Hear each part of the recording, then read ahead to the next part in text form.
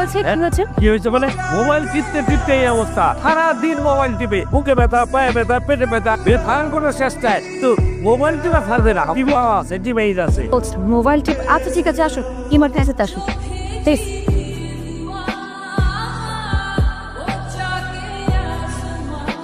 শুনুন, আপনার যে প্রবলেম হয়েছে, একটা ইনজেকশন দিলে সবকিছু ঠিক হয়ে যাবে। ভয় পাওয়ার কিন্তু কোনো কারণ নেই।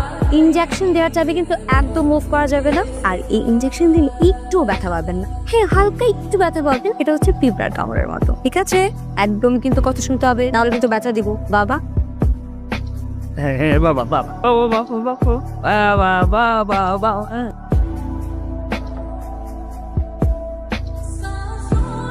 এই তো বলেছিলাম না, ব্যথা পাবেন না। শুনুন, সমস্যা কি আপনার বলুন তো? খাওয়া দাওয়াটা তো ঠিক মতো করতে হবে, তাই না? আপনি এত বড় একটা ম্যাচিওর মানুষ, আপনি যদি খাওয়া দাওয়া এরকম হেলাফেলা করেন তাহলে কি হবে বলেন? আর যদি আপনি আমার কথা না শুনুন, তাহলে কিন্তু আপনাকে আবার আসতে হবে এবং ইনজেকশন দিতে হবে, বুঝতে পেরেছেন? বাবা, ওনাকে আমি ইনজেকশন দিয়ে দিয়েছি, 30 মিনিটের মধ্যে উনি ঠিক হয়ে যাবে। আপনি চাইলে ওনাকে নিয়ে যেতে পারেন। Take care. আচ্ছা, ইয়েস আপনার ডিউটি কি ইমার্জেন্সিতে?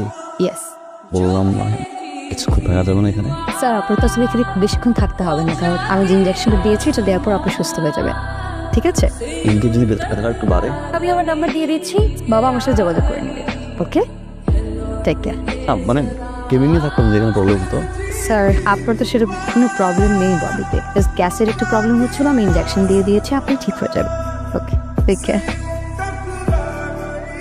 আপনার মানা করছি এই টিভিটা দেখেন না, দেখেন না। এই টিভি দেখতে তো আপনার কাজ শুরু হয়ে গেছে। আব্বা, এই টিভি দেখার সাথে কাশির সম্পর্ক? টেলিভিশন দেখার সাথে তো কাজের সম্পর্ক। চোখ দিয়ে দেখেন না, ওই চোখ দিয়ে তো প্রবলেম করতে হয়, সেখান থেকে কাশি। আও কথা কইস না, কি কবি ক? বাসায় তো আপনি আর আমি থেকে আপটুকু থাকে না, মানে কোনো মেয়ে মানুষ থাকেন, অফিসে করে একটা মেয়ে মানুষ দরকার। না রে, এই অনুরোধ আবার করিস না।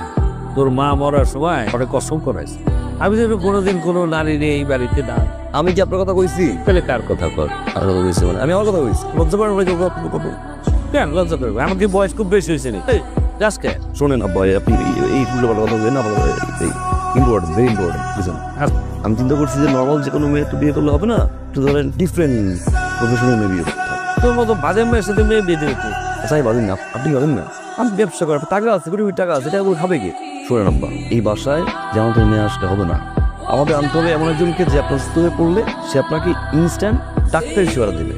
মানে একজন ডাক্তার আমাদের খুব প্রয়োজন, তাই আমি একজন নার্স বিয়ে করবো। এটা ডাক্তারের কথা বলি, এখন আমার নার্স কেন? ডাক্তারের কাছে গেছিলাম, নার্স পছন্দ হয়ে গেছে। আপনি কনভিন্স করবেন, আমার ছেলের মতো ছেলে হয় না। সিগারেট, মদ, গাঁজা, বাজে কোনো নেশা, কোনো গোষ্ঠীর ভিতরে আমার ছেলে নাই। যাকে পছন্দ হচ্ছে আমার একটু বুঝান, যে কতটা ভালোবাসেন। সুন্দর নাকি? আপু যে কেমন হসপিটালে নার্স হয়েছে, ইঞ্জেকশন। ও, ওই মেয়েটা সুন্দর আছে। আসসালামু আলাইকুম আঙ্কেল, কি অবস্থা? ওয়ালাইকুম আসসালাম, ভালো আছি। তুমি ভালো? এই তো আঙ্কেল, ভালো আছি। হ্যাঁ, বিষয়টা হচ্ছে যে দেখো, আমার বাড়িতে আমার দুটো প্রাণী, আমি আর আমার ছেলে, আর কেউ নেই। তো একটা মেয়ে দরকার না, মানে একটা বউ দরকার, সে বাড়িতে থাকবে, ঘুরবে ঘাড়বে, রান্না করবে, আমাদের সাথে হাসি গল্প করবে, তাই না? আমার ছেলে খুবই ভালো। এখন আমার মনে হয় কি জানো, এই ঠিক তোমার মতো একটা নার্সের সাথে বিয়ে হওয়া দরকার। তোমাকে আমি আমার বউ করে নিতে চাই। হ্যাঁ, একদম ভালো ছেলে, বউকে কিন্তু অসম্ভব ভালোবাসবে। Uncle, I am sorry but ও তোমাকে খুব পছন্দ করেছে। তুমি যদি বলো তাহলে তোমার মা বাবার সঙ্গে আমি কথা বলি। আপনি প্লিজ আমাকে এই রিকোয়েস্টটা করবেন না। কেন আমি আসলে এটা আপনাকে বলতে পারবো না, বাট আপনি যেটা চাচ্ছেন এটা possible. I am sorry uncle, আসছি।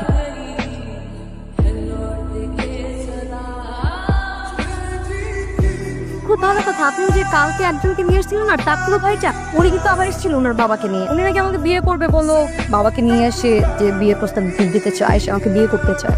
আপনি কি জানেন ওর নাম কি?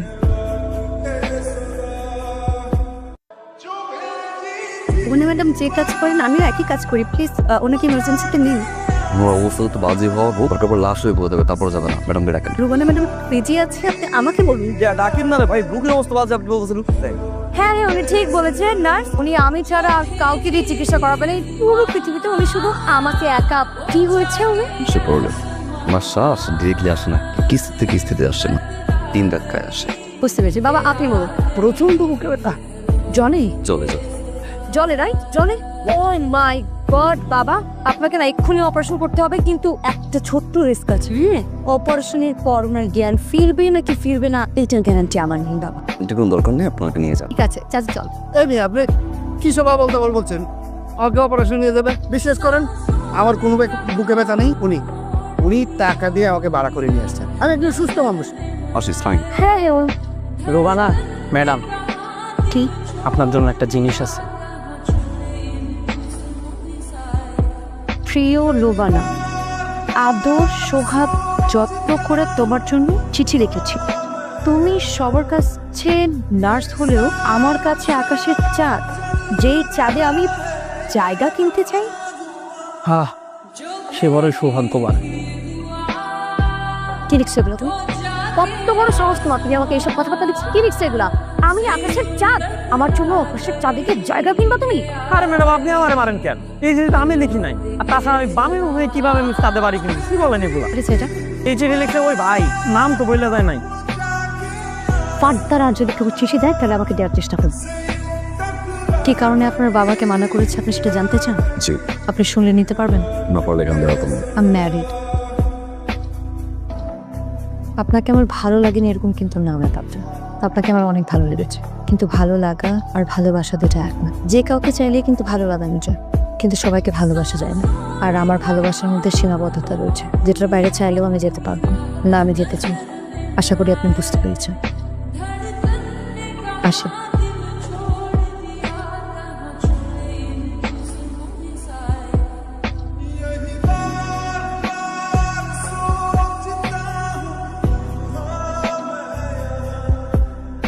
এখন আপনি টেনশন ফ্রি থাকতে পারেন। Thank you so much. আপনি যদি আসলে টাইম মতো ওনাকে না নিয়ে আসতেন তাহলে অনেক বড় প্রবলেম হয়ে যেত।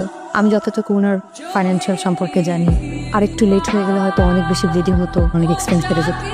বিলটা জমা দিয়ে আসুন। শুনুন, আপনি আসলে একজন ভালো মানুষ। আপনার পাগলামি দেখে যদিও ফার্স্টে মনে করেছিলাম যে আপনি, but I was wrong. Your not. So যান, বিলটা দিয়ে আসুন। শুনুন, আমি আপনার সাথে একটা মিথ্যা কথা বলেছি। কি মিথ্যা? I am not married. আপনি আমার জন্য যেরকম পাগলামি করেছিলেন, আমার কাছে কেন জানি মনে হয়েছিল আপনি হয়তো চেঞ্জ হবেন। একটা সময় পরে আপনার এই পাগলামিগুলো থাকবে না। শুনুন, ইয়েস প্লিজ। আপনি চাইলে আপনার বাবাকে বলতে পারেন আমার বাসায় আসার জন্য।